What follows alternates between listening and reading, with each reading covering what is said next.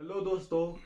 आज हम इस वीडियो में बात करने वाले हैं how to prepare for NEET 2026 and मैं इस वीडियो में आपको बताऊंगा सिलेबस क्या रहने वाला है नीट 2026 का, नंबर ऑफ अटेम्प्ट्स कितने दे सकता है एक स्टूडेंट एंड एग्जाम स्ट्रक्चर क्या रहने वाला है, सब्जेक्ट वाइज स्ट्रेटजी बताऊंगा एंड एज क्राइटेरिया क्या रहने वाला है नीट 2026 का। ये सारे पॉइंट्स में हम इस वीडियो में डिस्कस करने वाले हैं।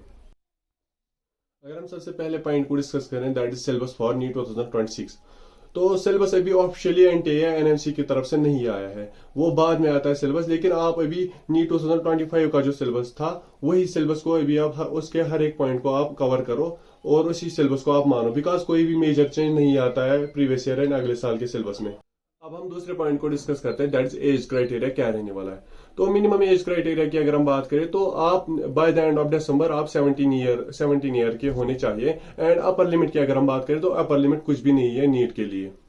अगर हम बात करें एग्जाम स्ट्रक्चर क्या रहने वाला है नीट 2026 का, तो आपका जो एग्जाम जो होगा वो ऑफलाइन में होगा, पेन पेपर मोड में होगा एंड टोटल 180 क्वेश्चन होंगे, 45 क्वेश्चन पर subject, physics chemistry botany zoology and total आपको 720 मार्क्स होंगे एंड नेगेटिव मार्किंग आपकी होगी। अब हम नेक्स्ट पॉइंट को डिस्कस करते हैं that is number of attempts क्या रहने वाले हैं नीट 2026 में। नंबर ऑफ अटेम्प्ट्स का कोई भी लिमिट नहीं है, आप इनफाइनाइट नंबर ऑफ अटेम्प्ट्स दे सकते हैं नीट के लिए। अब हम सबसे मोस्ट इंपॉर्टेंट पॉइंट को डिस्कस करते हैं that is subject wise strategy क्या रहने वाली है नीट 2026 के लिए। सबसे पहले हम डिस्कस करते हैं फिजिक्स सब्जेक्ट को। फिजिक्स सब्जेक्ट के अंदर हम सबसे पहले पॉइंट को हम डिस्कस करते हैं दैट इज कंसेप्चुअल क्लैरिटी। जितने भी फंडामेंटल कंसेप्ट है पूरे 11th एंड 12th फिजिक्स के अंदर उन सबको आप बहुत ज्यादा स्ट्रॉन्ग करके रखना एंड रोड लर्निंग पर आप बिल्कुल भी डिपेंडेंट मत होना। नेक्स्ट पॉइंट को हम अब डिस्कस करते हैं दैट इज क्वेश्चन प्रैक्टिस। आप हजारों न्यूमेरिकल सॉल्व करो ताकि आप स्पीड एंड एक्यूरेसी में मास्टर्स कर जाओ। हर एक सब्जेक्ट के अंदर हाई वेटेज चैप्टर्स होते हैं, उसी तरह फिजिक्स के अंदर भी हाई वेटेज चैप्टर्स होते हैं जहां से हर साल बहुत ज्यादा न्यूमेरिकल्स आते हैं like mechanics, electromagnetism and modern physics. इन जो हाई वेटेज चैप्टर्स इनको आप बहुत ज्यादा स्ट्रॉन्ग करके रखो, लेकिन कोई भी single portion of NEET physics के अंदर इग्नोर मत करना बिकॉज अभी पूरा साल पड़ा है। अब हम मोस्ट इंपॉर्टेंट क्वेश्चन को डिस्कस करते हैं जो कि मैक्सिमम नीट एस्पिरेंट्स का क्वेश्चन रहता है कि नीट फिजिक्स के अंदर हम कौन सी बुक्स को सॉल्व करें। सबसे पहले आप 11th एंड 12th एनसीईआरटी के जो एक्सरसाइज एंड बैक एक्सरसाइज है उसको अच्छे तरीके से सॉल्व करो। उसके बाद आप नीट के जो पीवाईक्यू है उनको अच्छे तरीके से सॉल्व करो। उसके बाद आप जो जेई के जो प्रीवियस 10 ईयर के जो पीवाईक्यू है उसको अच्छे तरीके से सॉल्व करना।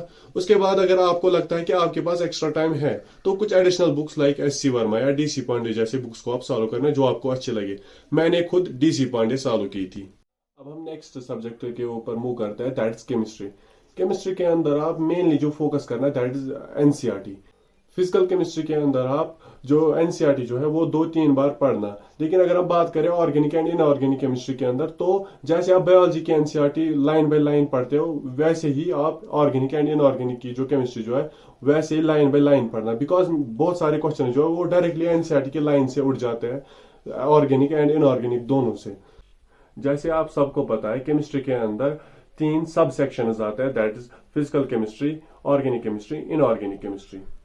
फिजिकल केमिस्ट्री की अगर हम बात करें तो फिजिकल केमिस्ट्री में आप कॉन्सेप्ट्स को बिल्ड करना, कॉन्सेप्ट्स को बहुत अच्छे तरीके से पढ़ना आप फिजिकल केमिस्ट्री के अंदर। अगर हम बात करें ऑर्गेनिक की तो इनिशियली जो है ऑर्गेनिक केमिस्ट्री में आपको रिएक्शन मैकेनिज्म को अच्छे से पढ़ना है, फिर जब एंड टाइम पहुंचेगा तो ऑर्गेनिक केमिस्ट्री के अंदर आपको फिर ओनली रिएक्शन उसको पढ़ना है। अगर हम बात करें इनऑर्गेनिक की तो इनऑर्गेनिक को बार बार आपको रिवाइज करना है एंड वो आप हर एक लाइन आपको आपके दिमाग में बैठनी चाहिए।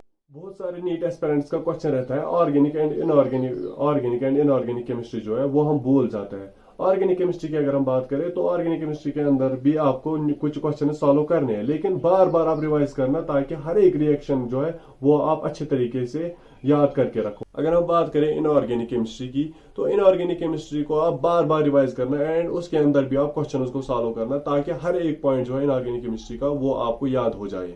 अब हम और एक क्वेश्चन को डिस्कस करते हैं दैट इज बुक्स कौन सी सॉल्व करें। तो सबसे पहले आप तीनों ऑर्गेनिक, इनऑर्गेनिक, फिजिकल केमिस्ट्री के अंदर जो है नीट के जो पीवाईक्यू है उसको अच्छे तरीके से सॉल्व करना। उसके बाद आप जेई के प्रीवियस 10 ईयर के पीवाईक्यू सॉल्व करना अच्छे तरीके से।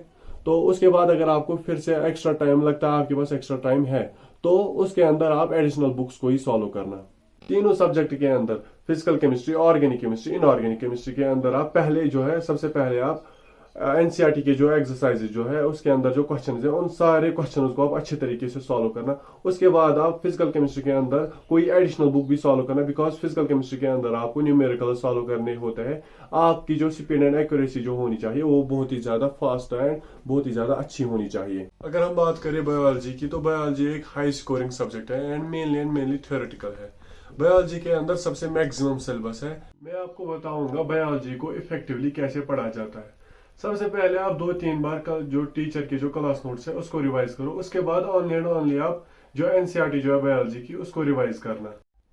बायोलॉजी की हर एक लाइन को आप अच्छे से पढ़ना, चाहे वो बॉक्स में कोई लाइन लिखी हो या समरी में कोई लाइन लिखी हो, बिकॉज इस साल समरी से एक क्वेश्चन आया था। एंड जितने भी डिटेल साइंटिस्ट की दी हुई है एनसीईआरटी में, बायोलॉजी एनसीईआरटी में, उसको भी बहुत अच्छे से पढ़ना, बिकॉज इस साल साइंटिस्ट से भी एक क्वेश्चन आया था नीट के अंदर। बायोलॉजी के अंदर जितने भी डायग्राम्स दिए हुए हैं एनसीईआरटी के अंदर उसके ऊपर आप बहुत ज्यादा फोकस करना, बिकॉज हर साल 2-3 सवाल आते ही आते हैं बायोलॉजी के डायग्राम्स के ऊपर, उनके लेबलिंग के ऊपर। इस साल 2 क्वेश्चन आए थे लेबलिंग के ऊपर एंड पिछले साल पूरे 5 क्वेश्चन आए थे डायग्राम्स के लेबलिंग के ऊपर। हर साल क्वेश्चन आते हैं डायग्राम्स के लेबलिंग के ऊपर। अब हम और एक पॉइंट को डिस्कस करते हैं, that question practice in biology.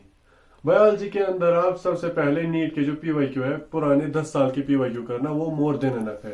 And biology के अंदर जो आप क्वेश्चन प्रैक्टिस करोगे वो lengthy questions and assertion reason based questions करना, लेकिन कोई भी एडिशनल बुक करने की जरूरत नहीं है। बायोलॉजी के अंदर NEET PYQ more than enough है। अब मैं आपको बताऊंगा टेस्ट स्ट्रेटजी क्या रखना। आप इनिशियली हर संडे टेस्ट देना पड़ता है एंड लास्ट टाइम पर जो टेस्ट की जो फ्रीक्वेंसी जो है वो इंक्रीज करना पड़ता है। टेस्ट देना इक्वली उतना इंपॉर्टेंट है जितने आपकी क्लासेस इंपॉर्टेंट है। टेस्ट हर हाल में देना ही देना होता है, चाहे आपका सिलेबस कंप्लीट हुआ हो या ना हुआ हो। खाली टेस्ट देना इंपॉर्टेंट नहीं है, बल्कि टेस्ट के बाद टेस्ट एनालिसिस करना जरूरी है। टेस्ट के बाद आप 2-3 घंटे जो है टेस्ट एनालिसिस के ऊपर लगाओ। टेस्ट के लिए आप 2 सेपरेट कॉपीज रखना, एक है इनकरेक्ट क्वेश्चन कॉपी एंड एक है mistake copy. Incorrect question copy के अंदर आप वो सारे इनकरेक्ट क्वेश्चन लिखना जो आपने टेस्ट में इनकरेक्ट किए हुए और उसका सोल्यूशन भी उस कॉपी पर लिखना है। एंड मिस्टेक कॉपी जो है, मिस्टेक कॉपी के ऊपर आप वो सारे मिस्टेक्स लिखना जो आपने टेस्ट के दौरान की हो, लाइक सिली मिस्टेक्स। अब हम इंपॉर्टेंट क्वेश्चन को डिस्कस करते हैं, कौन सी टेस्ट सीरीज ज्वाइन करें। टेस्ट सीरीज जो होती है वो हमेशा किसी और कोचिंग की ज्वाइन करनी पड़ती है, बिकॉज अगर हम अपनी ही कोचिंग, जिस कोचिंग में हम पढ़ते हैं उसी कोचिंग की टेस्ट सीरीज ज्वाइन करें तो हमें वो सारे क्वेश्चन आते होते हैं जो टेस्ट में आते हैं, इसीलिए हमें अपनी प्रिपरेशन का पता नहीं लग पाता है। अगर हम किसी और टेस्ट सीरीज, किसी और कोचिंग का टेस्ट सीरीज ज्वाइन करें तो उधर डिफरेंट क्वेश्चन मिलते हैं, तो हमें अपनी प्रिपरेशन का अंदाजा लगेगा। मैं आपको एक सजेशन दूंगा कि आप कौन सी टेस्ट सीरीज ज्वाइन करना। मैंने तीनों कोचिंग इंस्टीट्यूट्स के टेस्ट दिए, पीडब्ल्यू, आकाश एंड एलएम के। यह है वो टेस्ट पेपर जो मैंने दिए हैं।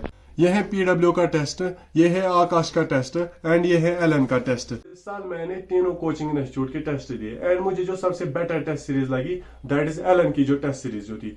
उस टेस्ट सीरीज के अंदर लेंथी क्वेश्चन एंड सबसे ज्यादा डिफिकल्ट क्वेश्चन थे, जिसकी वजह से आप तैयार हो जाओगे अगले साल की नीट के लिए। चाहे उस नीट 2026 के अंदर इजी पेपर आए या टफ पेपर आए, आप ऑलरेडी तैयार हो जाओगे।